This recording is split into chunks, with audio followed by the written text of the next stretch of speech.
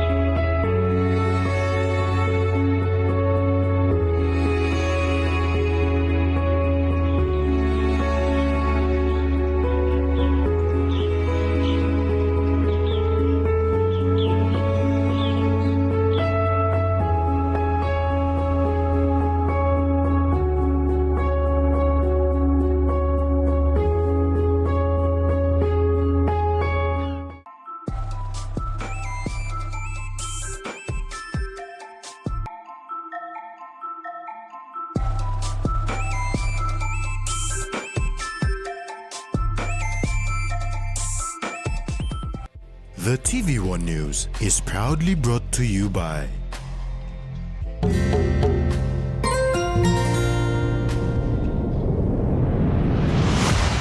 BSP, our bank, our people.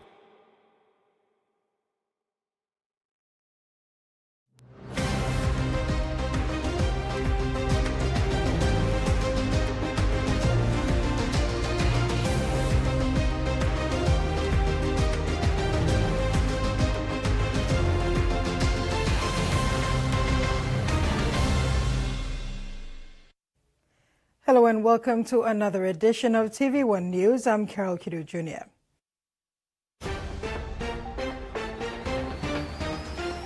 In this edition, Enga Provincial Hospital opened, PNG to have its own saint in Peter Torot, and PNG NRL Academy set for next week. Prime Minister James Marape officially opened the new 600 million Kina Enga Provincial Hospital in Warburg on Monday, describing it as a greenfield world-class facility and one of the most significant health infrastructure investments in Papua New Guinea's history. Marape said the hospital stands as a symbol of what strong leadership, consistency and collaboration across all levels of government and development partners can achieve. Despite the rain, Prime Minister James Marape, in addressing those who gathered for the opening, praised the tireless efforts of the Enga Provincial member Sir Peter Ipatas and acknowledged the pivotal roles played by past and present national governments, the Chinese government, the Australian government, the Department of Health and other stakeholders. The hospital, which meets level 5 standards, is fully equipped with cutting-edge medical technology and has the capacity to be upgraded to level 6 or 7 in the future. It will not only serve the people of Enga, but also act as a major referral center for over 3.5 to 4 million people across the islands and parts of the Pacific regions. Marape thanked China for its support in constructing the hospital and Australia for providing 7 million Australian dollars towards equipment and fit-out. He also acknowledged previous governments for their roles in initiating and supporting the project. Furthermore, the Prime Minister also instructed the Health Department to move swiftly on the rollout of other provincial hospitals, stating that 16 more provincial hospitals will be established, including for Bougainville. Marape adds the Enga Provincial Health Authority to ensure the hospital functions as a regional hub linking rural health posts and sub-health centers to the main hospital and making full use of resources from national funding and tax credit schemes tied to major resource projects like Pogera. He called on all public servants, health workers and stakeholders to ensure that the hospital delivers real outcomes for ordinary citizens. Hiri Moale, TV1 News. A double celebration for Kiunga Town in the North Fly district as the people witnessed the opening of a new terminal building for Kiunga Airport and the groundbreaking ceremony of the Kiunga Airport upgrading project. The Prime Minister and the delegation were welcomed with a guard of honor by the members of the PNG Defence Force and North Fly Police Command before the formalities where the Prime Minister cut the ribbon to signify the opening of the new terminal.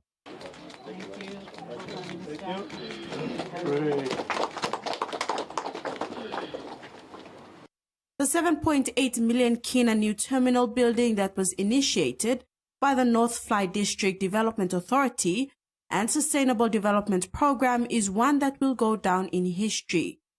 After many years of using a storage container, the Kiunga terminal has now been developed into a new and proper terminal. Our investment at SDP has been 3.3 million to ensure that we provide safe, efficient, and a modern gateway for this important township for the people of North Fly, Western Province, and also PNG. The Honourable James Donald, I appreciate him leadership for you. I appreciate him leadership for you on making work. James Donald, the Honourable James Donald, talk money for district DSIP. Me put him kina for kina partnership one time SDP na Nubla terminal me step out of him and me work him. Member for North Fly, James Donald, spoke of the work done to complete the terminal. The project cost 7.8 million. DDA put in 4.5 million. STB put in 3.3 million. And money blow, DSIP blow people blow North Fly. And 2 million, 2.1 million, and Golo Hub. Nabla Road blow money come. And PIP 1.5 million. Now 1.1 million. Dividend block Teddy, North Fly, Sakisim. Long time or declaring profit, 1.1 million. Igolo is a terminal building. So money blowing, no waste. We were so cautious that PNG politics is totally different. Political environment will change anytime. So we were proactive to put our own resources quickly and to have this facility that we need ASAP because it was ISO and embarrassment. How now host of Teddy Mine District, now you operate the container and same passing. The celebrations then moved over to the groundbreaking ceremony of the Kiunga Airport upgrading project. This project will be funded by the National Airport Corporation together, the national government, the Asian Development Bank, and key partners. The Kiunga Airport upgrade is a component of the Civil Aviation Development Investment Program 2, or CADIP 2, and is valued at 70.6 million kina. The project scope includes pavement strengthening and widening, construction of new terminal building, construction of power system, staff residence, access roads, and more. The project is expected to be completed in 28 months' time, and contractor China Railway Construction Engineering Group Co. Limited have commenced mobilization to the project site. Jasmine Erojak, TV1 News. Also featured at the groundbreaking ceremony for the Kiunga Airport upgrade project was the signing of a memorandum of agreement between the National Airports Corporation and the Fly River Provincial Government. The agreement defines the roles and responsibilities of both parties during the project's implementation. So I think the smaller units we have, I think the governor, the PA, the project administration will have a clear visibility of who's doing what and trying to see if we can serve our people better. Prime Minister James Marape has emphasized his government's commitment to upholding the rule of law following the Supreme Court ruling directing the recall of Parliament to deliberate on a motion of no confidence on Monday.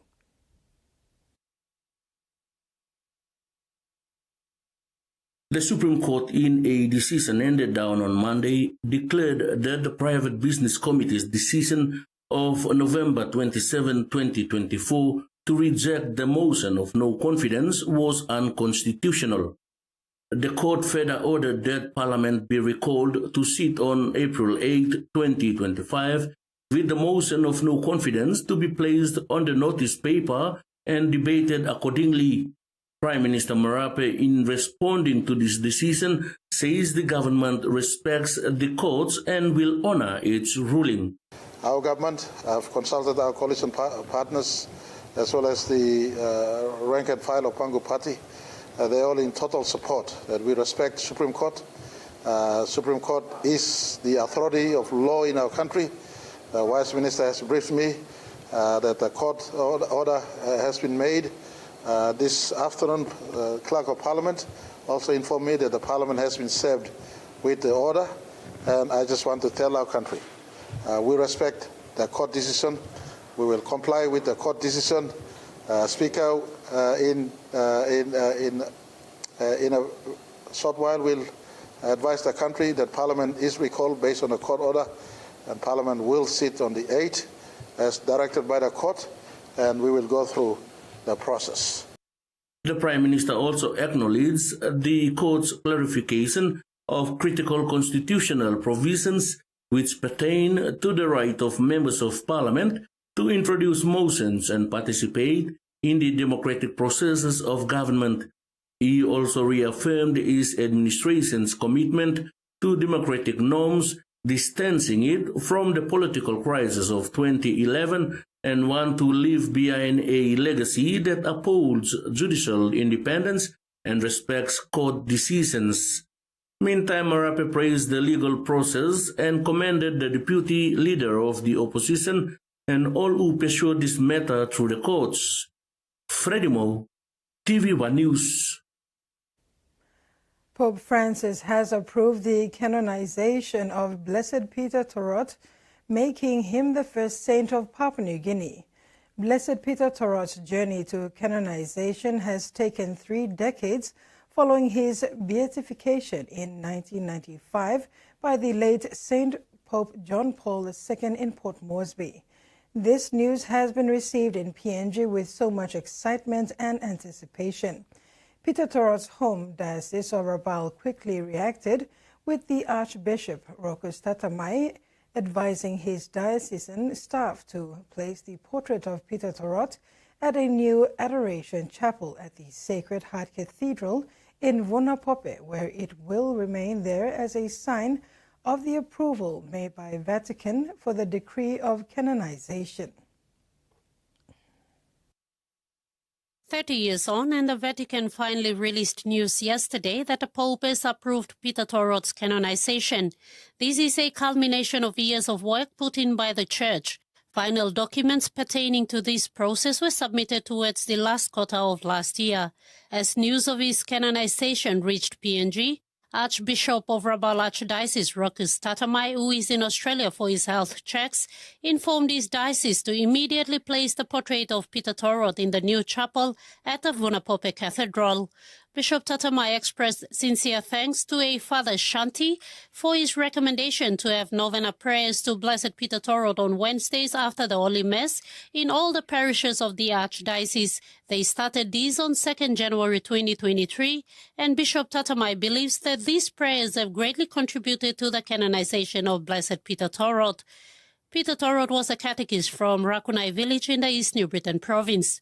During World War II, he stood up for religious values in the face of Japanese oppression and continued to conduct secret prayers and meetings when the Japanese restricted him from active pastoral service. He was sentenced to 2 months imprisonment in a concentration camp where he was given lethal injection and then given something to drink. But the guards saw that the poison was low, so they made him lie down while the doctor covered his mouth. He was stricken with tremors and was held down while being struck on the back of his neck with a beam, and he eventually lost his life. Ruth Rungula, TV1 News. Operator of the Kutubu Oil Project Santos Limited has been commended for taking heed of the PNG government's Take Back PNG policy by prioritizing national content. Chairman of Moran Ina Naga Limited, or MIN, Tony Manakila, thanked Santos during the commissioning of MIN's new machinery and equipment over the weekend in Moro, Southern Highlands Province. Moran Inanaga Limited has made a huge investment in trucks and machinery as it looks to expand its operations beyond what it is currently doing. Currently, Moran Inanaga is involved in miscellaneous contracts such as grass cutting to keep the roads and pipelines clear from overgrowth and road gravelling and maintenance. In thanking Santos for having trust in landowner companies representing the different petroleum development license areas, Moran Inanaga chairman Tony Manakila highlighted how the Maraperoso government has been stressing the importance of national content in resource projects and how Santos has worked to include landowners in projects in line with this policy. Thank you, Santos. Time you may come back now, you may story law this law, or me go what I was talk to Prime Minister. Santos and Mobim Doo. Thank you, Siggy Johnson. Siggy Johnson and boss for Santos, you invite him hand loan and no staff here. You invite him loan. And look at him over the Papua New Guinea operation. Kila on the same token called on Santos to expand its contract beyond the current terms to ensure its recently purchased equipment are utilized and the landowner company has a steady cash flow. So this is a company, no company nothing, and company blow for grant. So Santos, you must give him full attention. Now all make him have much but supply more stuff, you must give him full attention. Full support. You will give lot not player, one can also Moran Naga, you must give him full support. Hila also expressed his concerns about the engagement of Kudmo, a landowner management company that's been managing Santos contracts on behalf of Landcos. He is not happy with the existing arrangements and indicated his desire to operate solely and not through a third-party arrangement like Kudmo. People are writing letter or say, people are come and need law Kudmo. Letter go finish. People are go direct one time Santos. Representatives of Santos who were present for the occasion promised to take these concerns up to the management. Pamlakaran go back na toksawelo management lo mipla anda lo site osem Moran Inanaga put some challenge to lo mipla Santos lo how bamlag and look na help him lo grow. However, they also challenged Moran Inanaga to exercise compliance in order to maintain and also to acquire new contracts with Santos. Ruth Rongola, TV1 News. This is TV1 News. After the break, challenges in Goilala and police brutality laws review.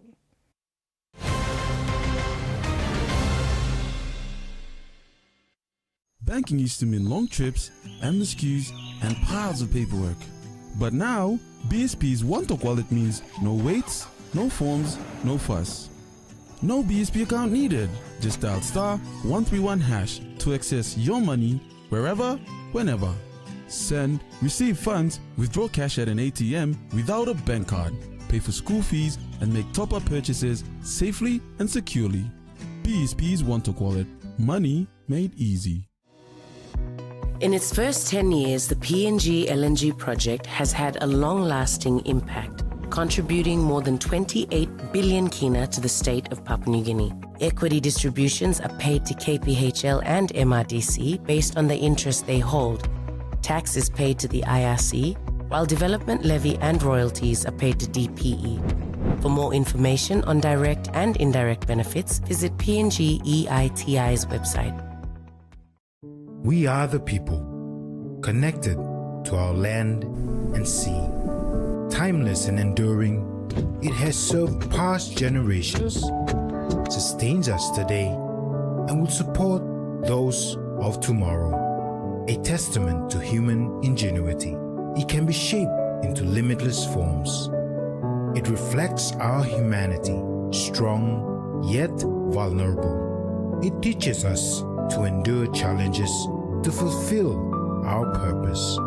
Past technologies inspire us to look inward for creativity and sustainable solutions for the future.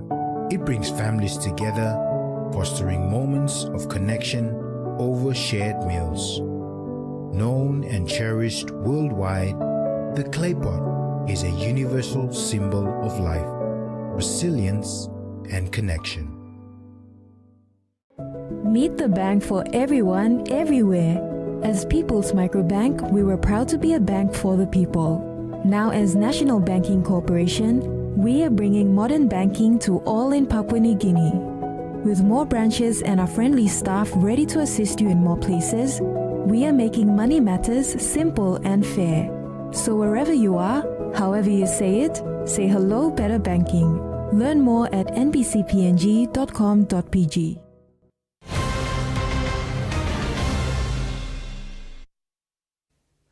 Welcome back. Chief Executive Officer for Goilala, Titus Girau, has highlighted some challenges faced by Goilala District in the Central Province during the presentation of the 2024 Goilala District acquittals to the Department of Implementation and Rural Development on Monday. Among the challenges is reliable transport. Titus Girau, the Chief Executive Officer for Goilala, highlighted several challenges faced by the Goilala District. Key issues highlighted included inadequate transportation infrastructure, which has hindered access to essential services and economic opportunities for the people. He also noted that the rough terrain and lack of reliable road networks complicate travel for both people and goods, adversely impacting trade and service delivery in the district. There are many challenges given the remoteness of the district, compounded by the level of capacity and facilities at the district. However, despite of the hostility, we have served our people as shown in this report. In addition to transportation, Girau also mentioned other challenges such as limited access to healthcare facilities, education resources, and basic utilities, which collectively contribute to the district's struggles in achieving sustainable development. He emphasized the need for government support and strategic investment to address these issues and improve the overall quality of life for the people of Goilala. Need to give capacity to the IRD. A lot of capacity is needed. They need to be at the district, they need to be at the province. That's the level I would want to see. Offices attached to the IRD but located in the districts and the provinces. So the physical report that they're asking can be, translated into the cash expenditure that we carry out.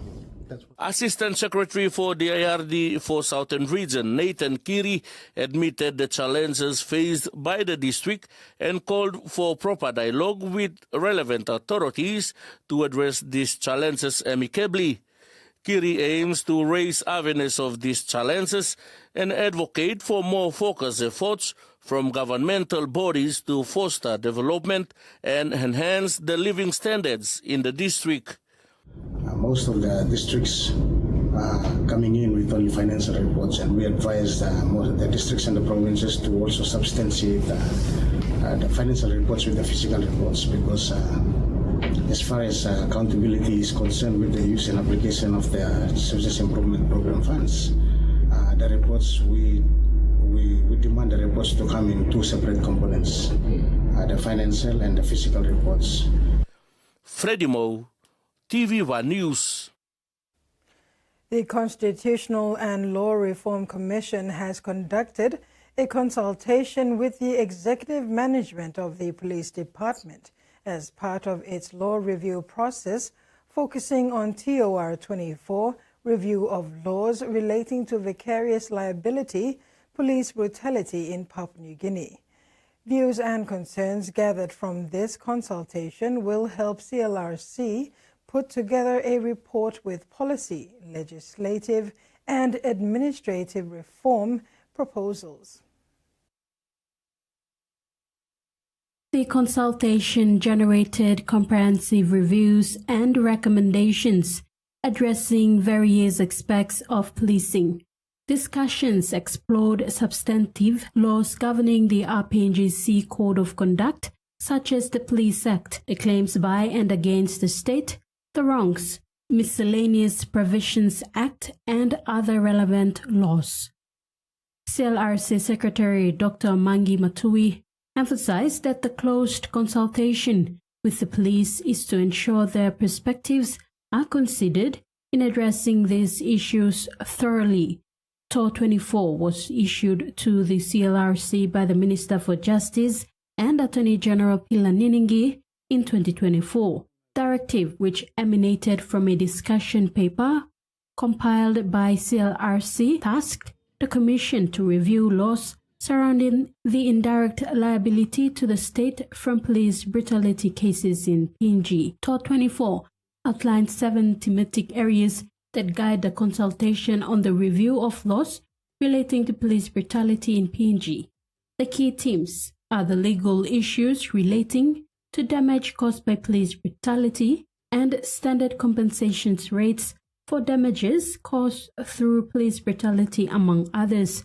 The views gathered from the Torot 24 consultation will contribute to a report containing policy, legislative, and administrative reform proposals.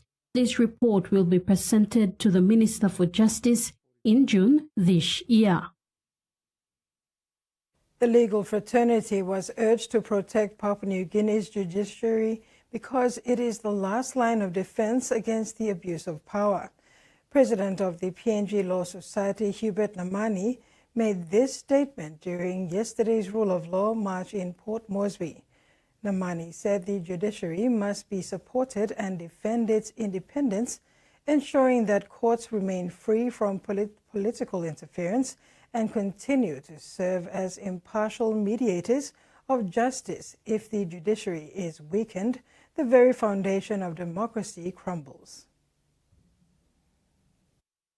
To action. The threats to our democracy and the rule of law are clear, but they are not irreversible. As lawyers and as citizens, we have both a duty and opportunity to push back against these encroachments on our constitutional freedoms. We must act with urgency and resolve. Continue to advocate for judicial independence and constitutional integrity. The judiciary is the last line of defense against abuse of power. We must support and defend its independence, ensuring that courts remain free from political interference and continue to serve as impartial arbiters of justice. The Highlands Region College of Nursing staged its 18th graduation at the National Sports Institute's Indoors Complex in Goroka, Eastern Highlands Province, on Thursday, March 27, 2025. Under the theme Embracing Excellence in Nursing Education from Local Adversity and Rejuvenating to Global Standards, 80 young men and women passed out with a diploma in nursing certificate after 3 years of training. Senior Nursing Officer with the Eastern Highlands Provincial Health Authority, Sister Maria Goma, was given the honors to officiate at the 18th graduation. Sister Goma challenged the graduating nurses to own the profession and endeavor to excel further in delivering patient and healthcare services to those in need of this service. She said being a health worker is a noble profession and that healthcare should be their priority. During the graduation, the candle lighting procession order was displayed to signify that when a candle is lit by another candle, it will not die out. Likewise, the nursing profession will continue to provide light for the people who turn up to get services in a hospital, health center, or an institution that provides and delivers health services. Frida Kana, TV1 News. BSP marked the beginning of a new chapter with the unveiling of its new brand and logo with the day's celebrations that began at BSP's headquarters in Port Moresby, where staff and executives gathered to witness this historic transformation to a night of celebration at a cocktail event at the APEC House last night.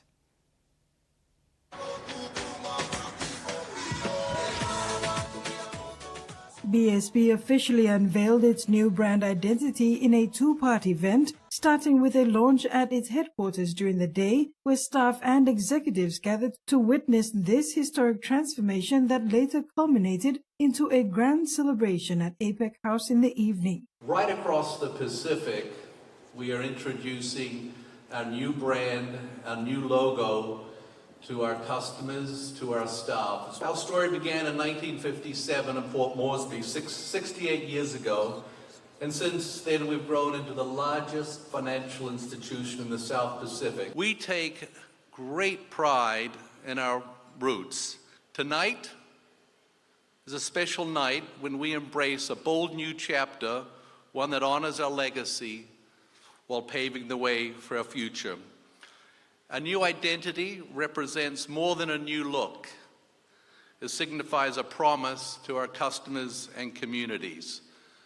A promise that BSP is uniquely placed to deliver on. Robinson reflected on BSP's legacy, emphasizing the responsibility of passing on a stronger institution to future generations.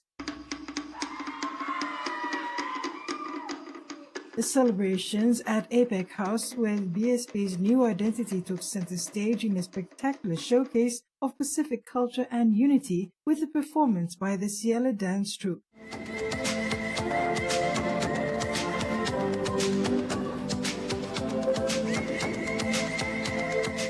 A highlight of the night was the BSP Choir, featuring singers from the bank's 7 Pacific markets. Their powerful tributes celebrated BSP's deep cultural ties and regional unity. You know, when they started this bank in 1957, they could have chosen any names.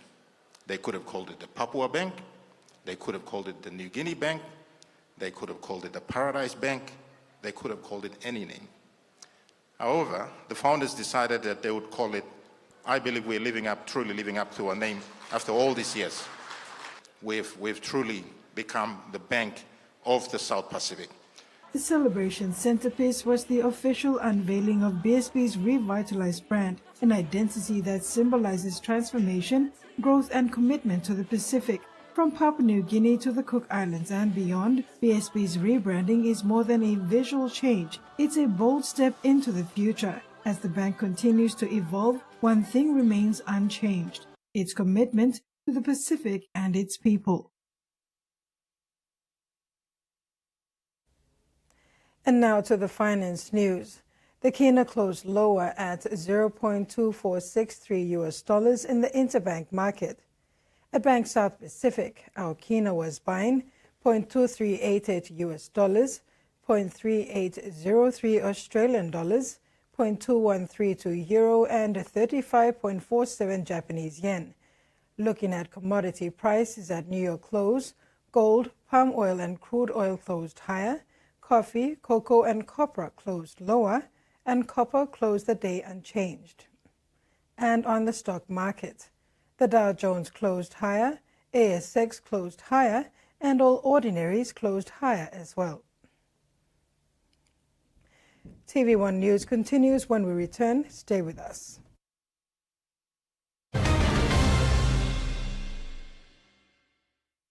Banking used to mean long trips, endless queues, and piles of paperwork. But now, BSP's one-talk wallet means no waits, no forms, no fuss. No BSP account needed. Just dial *131# to access your money wherever, whenever. Send, receive funds, withdraw cash at an ATM without a bank card, pay for school fees, and make top-up purchases safely and securely. BSP's one-talk wallet. Money made easy. Help stop the spread of germs and protect your loved ones with Protex. Here are some simple hand washing tips. Use soap or liquid hand wash. Vigorously scrub hands in circular motion. Scrub in between fingers and nails. Do not forget the back of the palm and around the wrist. Rinse with clean running water. Dry hands with a clean paper towel or cloth. Protex. Clean hands, good health. Hiya, Mama. You wait then, but me add him special flavor. Put in more flavor, put in more taste. Magic kakaru, get up and big smile on face. Time for kim chicken, a great kumutu. Sip, sip, the moo, yes, magic on you. Maggi, the taste PNG loves.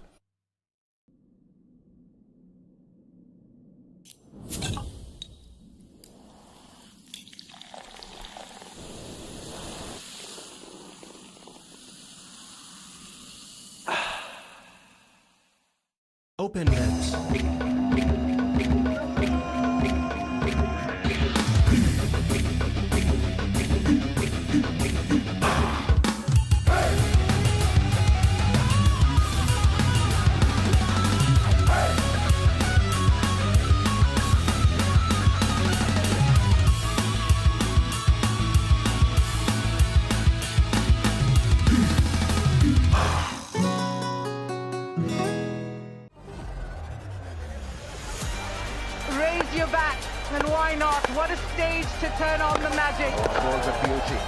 It's definitely need to calm down here.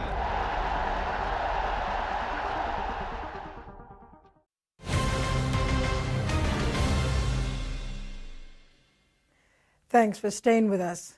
The Hiri Moale Festival has officially begun, kicking off today with the pre-judging of the Hiri Hanenamo contestants. The Hanenamos showcase their knowledge of Motu Koitabu customs, traditional attire, and confidence. The judges carefully assess their grace, poise, and cultural understanding, marking the first step toward crowning this year's Hiri Hanenamo.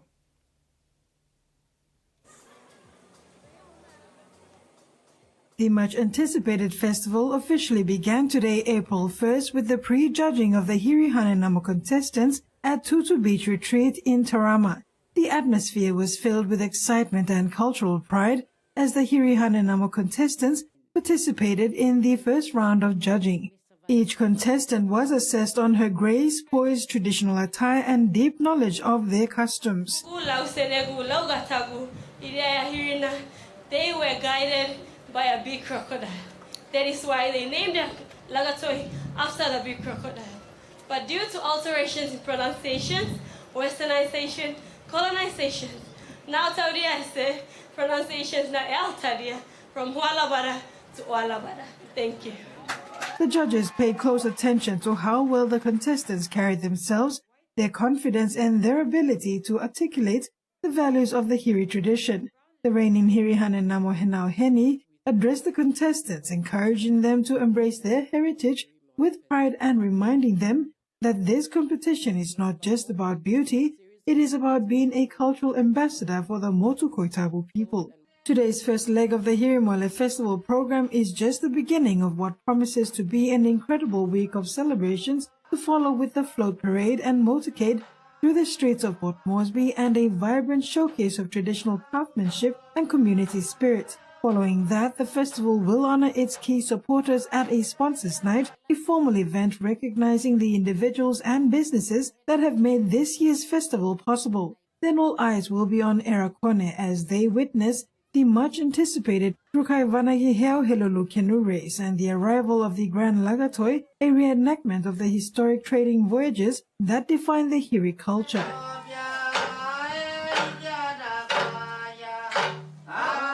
Finally, the festival will culminate in the crowning of the 2025 Hiri Hanenamo at the Sir Hubert Murray Stadium, marking the conclusion of days of cultural celebration, with the winner taking on the important role of representing the Motu Koitabu people for the year ahead. The Tuareg Cultural Center was officially launched this March, marking a major step in preserving Papua New Guinea's rich heritage. The National Cultural Commission and UNESCO partnered to establish the center dedicated to safeguarding the unique Tuareg mask tradition. The newly launched Tuareg Cultural Center is a historic milestone in cultural preservation, ensuring the Tuareg mask tradition is protected for future generations. The launch was attended by representatives from the National Cultural Commission, UNESCO, the Gulf Provincial Government, and village elders who emphasized the significance of this initiative. This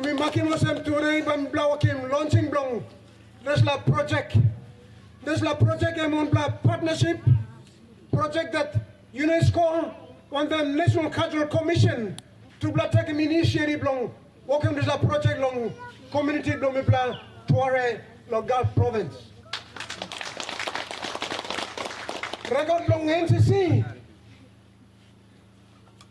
So I must have no project or semi working.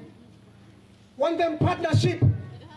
On the one international organization was on UNESCO. NCC has been involved in plenty of little projects inside long remote areas around the country. Okay, bringing service go along remotest parts where all government services go through. But NCC M7 walk about. This project, one kind of some Narba project along all Narba communities around the country. This is a project I want a special project.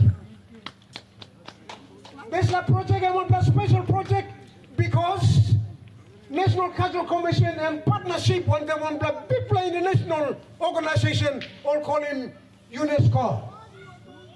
And also, this is a project I want a special now first project inside the Pacific and inside the country. And come up inside Long Torot, Long Gar province. So Nupla got reason to celebrate.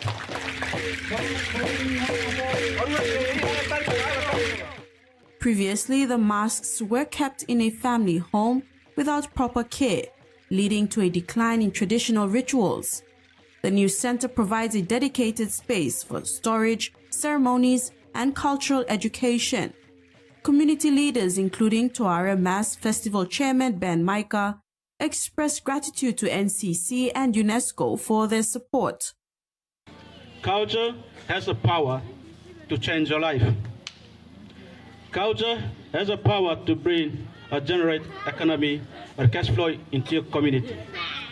The project, which began in 2023, aims to instill cultural pride while highlighting the global importance of safeguarding indigenous traditions. With the Tuareg Cultural Center now operational, the people of Tuareg village are committed to keeping their traditions alive, ensuring the heritage thrives for generations to come.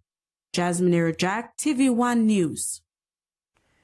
Turning abroad, a new sand mine in Western Victoria will force a family from the farm it has lived on for 5 generations as the mining of critical minerals in Australia ramps up.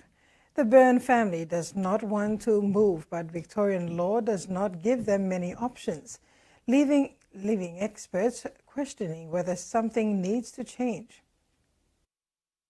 David Byrne's connection to his century-old family farm runs deep.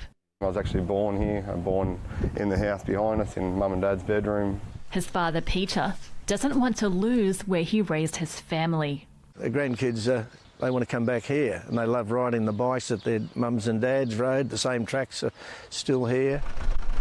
But under Victorian law, they'll soon be forced to make way for a sands mine. Critical minerals that are important not just for today, but our future.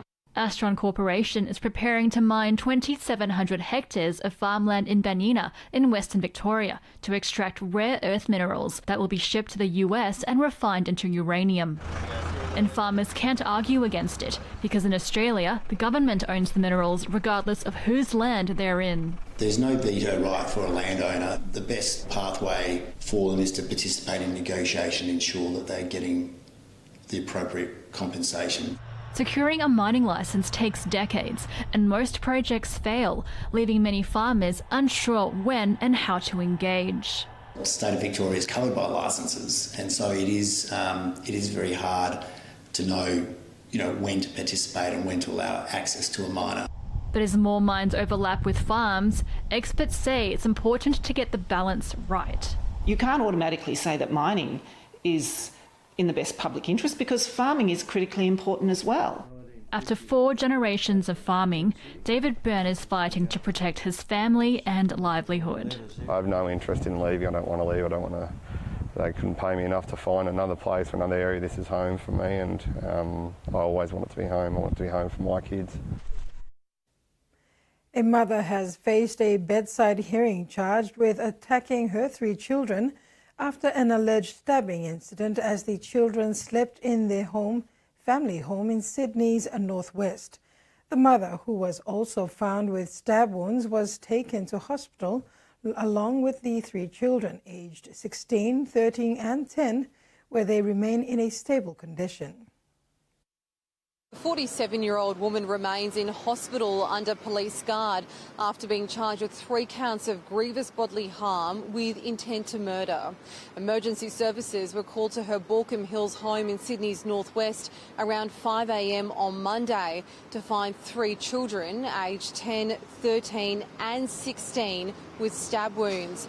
The woman also allegedly stabbed herself. Police said the father heard the children's screams in the early morning and intervened before disarming his wife and calling 000. A kitchen knife was seized from the home and is being examined. The children were taken to Westmead Children's Hospital where they remain in a stable condition. The mother is yet to be interviewed by police and detectives are still investigating the intent behind the stabbings. The woman's solicitor did not apply for bail. The matter will next be heard in court in May. Australians with private health insurance can expect to pay more in premiums starting from tomorrow. The government has approved an averaging price hike of almost 4%, but insurers are using a loophole to raise prices by almost 35% in some cases, sparking some serious financial distress for some consumers. Judy Giddings loved to play sport, but it came with hurdles. This is me before my horse riding accident, and probably about the last time I smiled with my mouth open. Major dental work is only covered under the most comprehensive health insurance policies, meaning Judy has no choice but to pay for top-tier cover, costing nearly $3,000 a year. If I wasn't still working, I would not be able to afford it. From Tuesday, private health insurance companies will raise premiums across all levels of cover. The government has approved an average hike of 3.7% weighted across all policies. Consumer group Choice has found among the top 5 insurance companies, basic cover will rise on average by 0.78%, bronze by 2.5%, silver by 3.2%, but premiums for gold policies, the most comprehensive, will spike by nearly 12.6%. For individual policyholders, it is completely meaningless. Gold policyholders can be having a 14% increase, and some people can even have no increase or go backwards. The approved increase also does not affect the price of new policies. The loophole has allowed health funds to close and reopen almost identical policies at a higher cost. Health Minister Mark Butler has ordered his department to investigate ongoing phoenixing by health funds and says it's shameful it's continued. HCF says it had to close its former gold policy to improve its financial sustainability. And that means the overall composition of the policyholders is going to be much older and more expensive to cover for. Tough choices ahead for Australians facing unaffordable healthcare. The corporate watchdog is calling on superannuation funds to overhaul the way they deal with death benefit claims. It follows an ASIC review of 10 major super funds. It found excessive delays and poor customer service are leaving people worse off at some of the most vulnerable times of their lives. Kathy Clark didn't think that when her brother Craig passed away, she would face more grief. But her brother's superannuation fund, Australian Super, took months to pay out Craig's death benefit. There was a lot of tears and frustration just based on the length of time. It wasn't even about the money. The fund took so long to process the claim that it eventually offered Kathy compensation of just $28.99 to be divided between 3 people. I felt insulted. I would have preferred just an apology.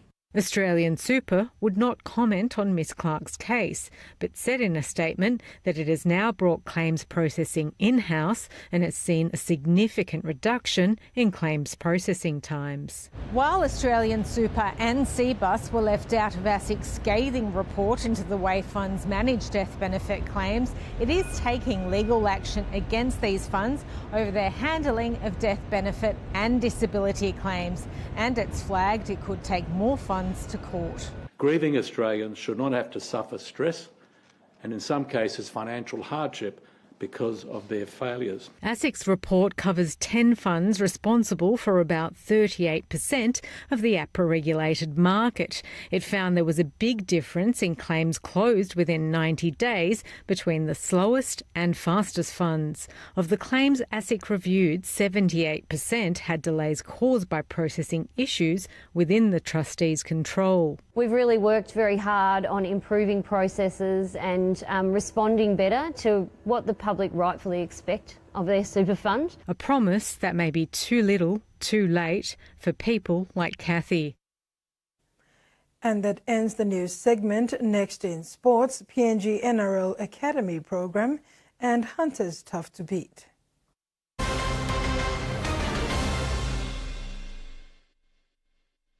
A true champion is measured by their courage, their determination, and their passion to never give up and to always keep trying. With a delicious Milo in milk taste and added nutrients, Milo in milk is a great way to fuel our little champions with nourishing energy every day. Because true champions give it their all. Milo, PNG and Mia. Buying PNG made. It's back to school with Lay Biscuits. We're giving away a massive 100,000 kina cash gift voucher to help you kickstart the year. We've got prizes up for grabs from 200, 500, 1,000, 2,000, and a whopping 5,000 kina cash gift voucher. Here's how to enter. Spend 10 kina or more on any Lay Biscuit product. Write the contact details on the back of the receipt for your chance to win. Promotion starts on the 10th of February and ends on the 4th of April. Fresh draw on the 11th of April and the major draw on the 16th of April. See selected stores nationwide. Terms and conditions apply. For Simon, life is simple. Dreams seem distant, yet hope remains.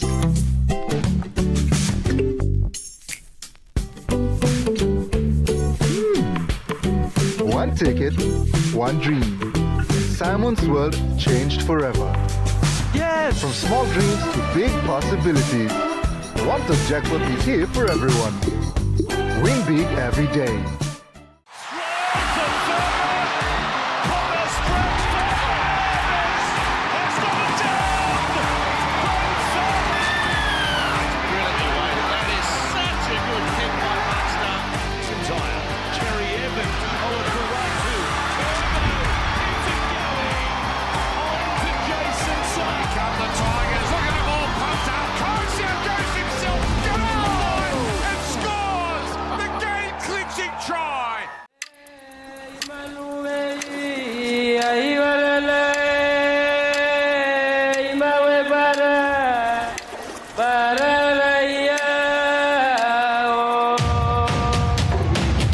Coming soon to Tvwan on the first week of April, the Hiri Moale Festival 2025. From floats to parades, cultural performance, welcoming of the Hiri Lagatoi, and our final crowning.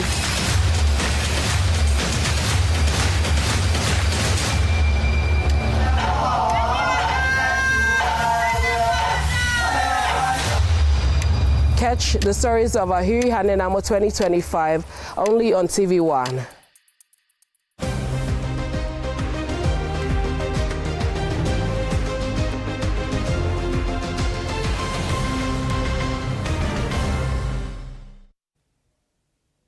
Welcome back. PNG will showcase the best young talents from around the country during the PNG NRL Academy Schools Tournament to begin next week. The best young rugby league players in Papua New Guinea will be on display with the start of the brand new Academy Schools Tournament. Starting Monday, April 7, 2025, at the Santos National Football Stadium and the Goroka National Sports Institute, this new competition will bring together the best school players from throughout the country to compete in a tournament that will showcase the incredible depth of talent coming through the ranks. The tournament will feature teams competing in the male Year 7 and 8 and Year 9 and 10 divisions, in addition to a female open schoolgirls division. This will allow coaches and selectors the chance to evaluate players in a high-performance environment.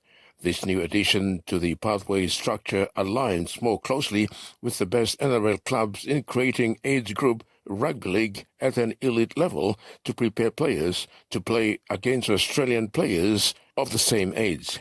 NRL Bid CEO Andrew Hill has seen the tournament as an important addition to the current pathway structure.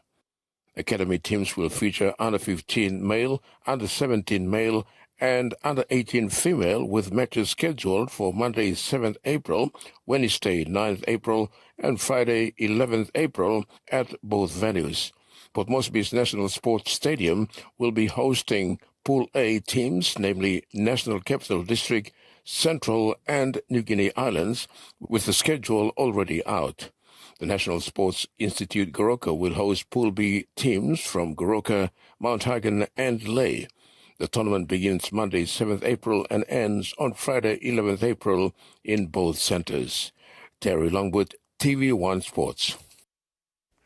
Losing Brisbane Tigers coach Matt Church was quite disappointed with his team's performance on Sunday after going down to a fast-finishing PNG Hunters outfit, 40 points to 6, at the Santos National Football Stadium. While it would be a homecoming for the former Hunters coach, the outcome was a tough pill to take.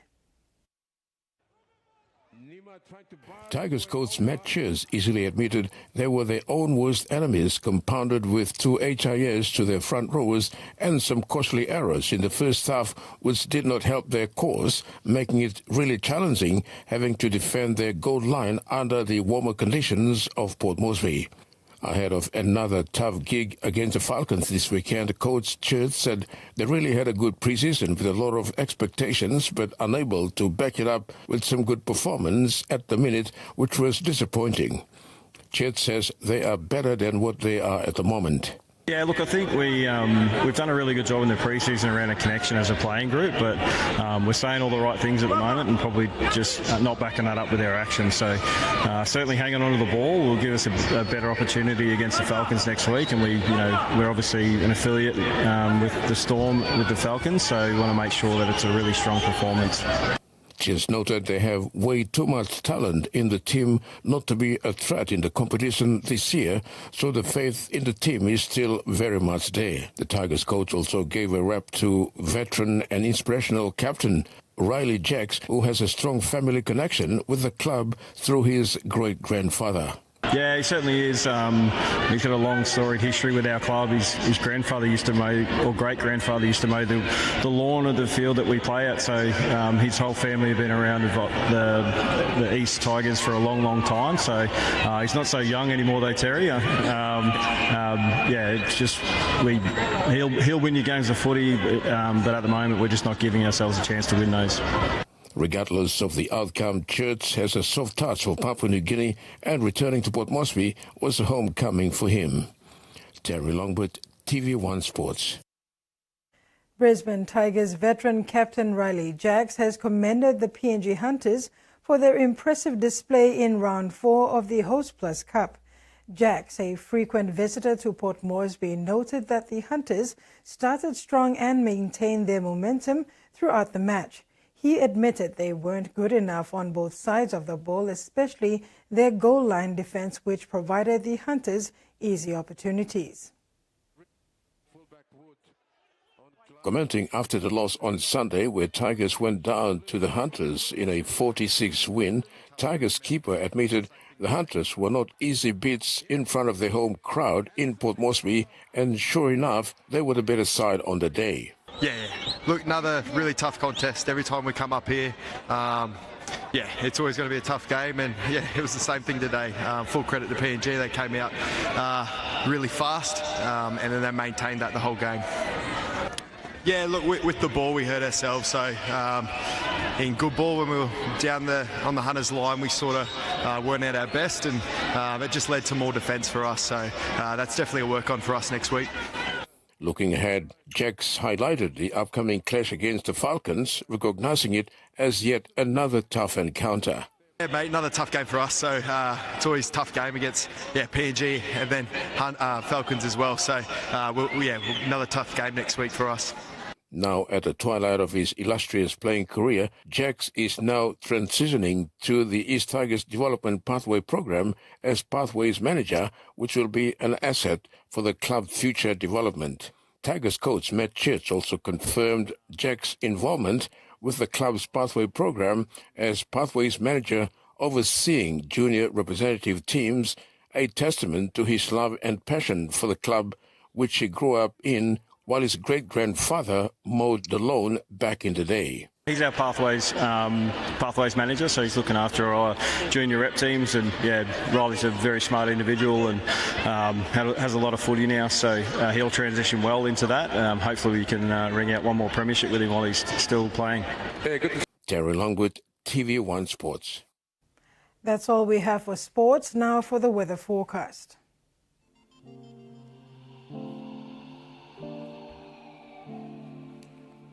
Southern region, Port Moresby, mostly fine then sunny to partly cloudy, with chances of some light showers then rain and thunderstorms in the afternoon.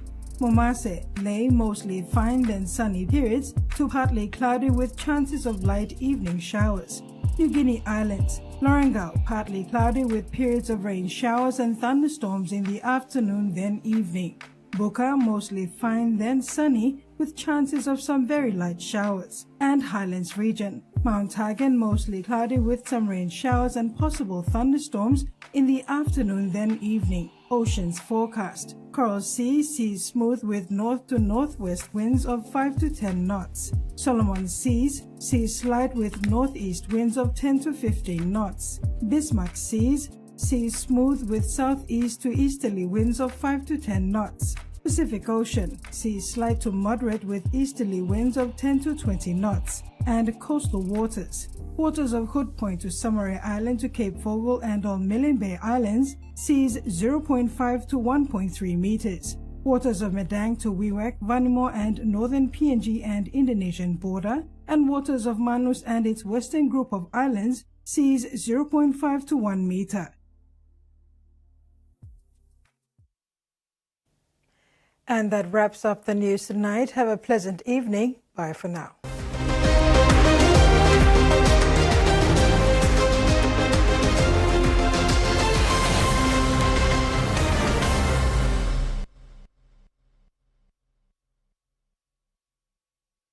The TV1 News was proudly brought to you by